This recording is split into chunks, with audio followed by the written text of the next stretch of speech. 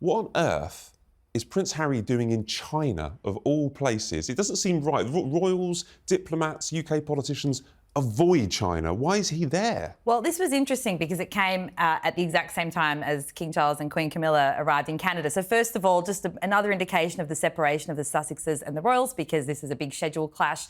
Well, he would have known that the King was in Canada. Well, it's been widely publicised. Yes, exactly. It's another example of that. We've seen this a bit with the diaries clashing. But yes, turning up in China was interesting at this point for Harry. It was part of the eco-tourism initiative that he pushes. He's part of Travellers. I believe he's the co-founder, and they're pushing for sustainable travel. So he spoke in that capacity. But again, it's kind of the latest in what appears to be a bit of an erratic year for him. It was surprising. As you say, we don't see the royals turn up in China very often. I think the Princess Royal was there a few years back.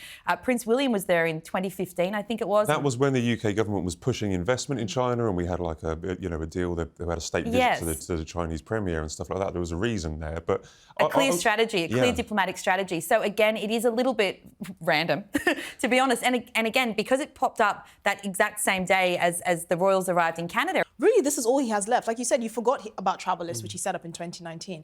It kind of feels like because there's nothing left. He's just watching Meghan go from experiment to experiment, taking his kids to school and dropping them off. But really, there isn't much there in terms of the man. What is the man about?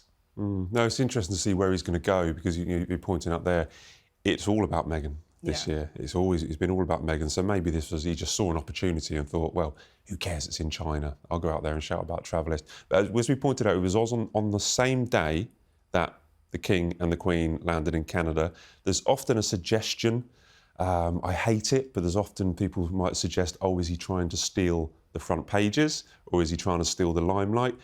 You can't steal the limelight from that state visit to Canada. It was pretty spectacular. What was your takeaway from the King and Queen in Canada, Bronte? Well, of course, it was the big speech. It was quite a quick tour, but he's really... 24 hours we were on the ground. Yes. But goodness, he made an impact. I think that was the whole point, right, of these quick trips. It was about being impactful. And given the speech that he made in Parliament and the, underscoring Canada's sovereignty and really speaking about it being such a free country, and obviously this is while all eyes of the world are on it, because there are some tensions between Canada and the US in terms of the president discussing it as a 51st state. So it was a very pointed speech. It was a very supportive speech. And I think that, as I say, even though it was such a quick trip, it had such a major impact. So Harry's didn't really have cut. You can't compare the two. No. This is my point. You can't compare Harry going to the Travellist in China and King doing this in Canada.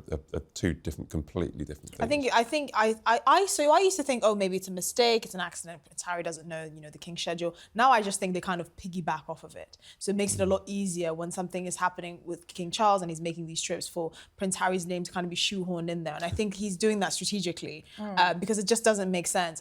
On the King and the Queen visiting Ottawa, I kind of felt a bit sorry for them, especially when I heard the King reading his speech, because this man has had to travel to Canada because on the south of Canada's border, you have this president trolling Canada. He's clearly trolling as the 51st state, but he feels duty-bound to reiterate that it's obviously a free and sovereign country. Why does he have to do all of this? Well, because he's King of Canada. Well, yes, I know, but I felt sorry for him in that capacity. It's the impressive thing from the Kings, like Mark Carney, just recently been elected. One of the first things he chose to do was to get the King over to literally tell his southern neighbour, oi, if you even think about doing anything with tariffs, or if you even think of doing anything about making us a 51st state, your mate, King Charles, that you like and you admire, he's the King of Canada. And it was a real power move, and I'm impressed that the King didn't have to do that. And he went there only for 24 hours. Yeah. There was just a couple of engagements, then he delivered that speech. And it was carefully written, but I think it did have the impact. But going forward, diplomatically, is he in hot water with Donald Trump now for going over and supporting Canada? Not. I don't think so. We know that the president adores the royals, but also, again, we've seen, as you've just said, I think he handled this very well, and it's such a delicate balancing act because he was speaking really as the King of Canada in that scenario. But of course, the UK government's approach to the US at the moment is very much to placate President Trump. So it was an unbelievably fine line, but I think he did it very well. And it would have been very important to Canada at this time when they've got that tension and they are in a position of great change with their allies. That he was there and that he was able to stand up for them. But again, towing that line, so he's not. I don't think he will have upset President Trump because he didn't. It's the way he approaches it all. It's the soft power. It's the soft diplomacy. Also, I think President Trump can be in no doubt of the esteem that the royals hold him in. He's the first and only US president to get a second state visit in the UK. Usually second-term presidents just get sort of tea and lunch with the monarch. He's getting a second full state visit. I'm sure there will be protests, and I'm sure that people will have something to say about it, as they did the first time around. So I don't think President Trump can be in any doubt the fact that the royal family have basically elevated him to a status in history that no other president has had. So again, there is this balancing out. But I also thought it was clever that before the state visit was made, they made it clear that I think around September time, President Trump has been invited for a second state visit. So really, they can be in no doubt that this is really just diplomacy and him kind of getting on with the job. It's all part of it. It's Exactly. again, we're seeing it's been such an interesting time on the world stage politically with the royal family, because they are playing such a significant role. And as you say, there's seeds planted way back then. There's a long game. It's been very interesting to watch. Yeah, especially King Charles. We pointed out he was going through cancer. I mean, this was just a 24-hour trip. So I flew with him, or I flew the Canadians, RAF Force flew a jet out for us, and we landed in the afternoon in Canada. We set off in the morning, landed, string of engagements. He was working all the way up till the evening, a night, and then the speech in the morning. There was a lot. I'm exhausted. I got back at like 3 a.m. in the morning.